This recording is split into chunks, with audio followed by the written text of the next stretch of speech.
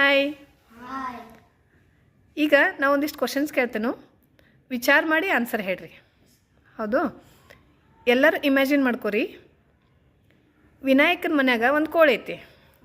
ಆ ಕೋಳಿ 6 ಮೊಟ್ಟೆ ಇಟ್ಟಿರ್ತೈತಿ. ಆ 6 ಮೊಟ್ಟೆ ಒಳಗೆ 2 ಮೊಟ್ಟೆ ಒಡಿತಾವು.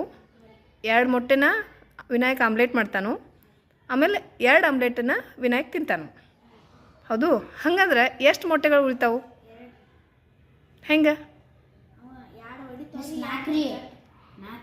4 ಉಳಿತಾವು. ವಿಚಾರ ಮಾಡ್ರಿ, ಎಷ್ಟು ಮೊಟ್ಟೆ ಉಳಿಬೋದು ಅಂತ ಹೇಳಿ. 2.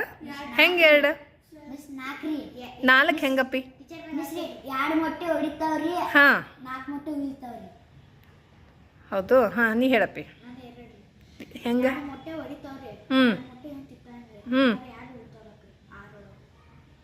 ಹ್ಞೂ ನೀ ಹೇಳು. ಹ್ಞೂ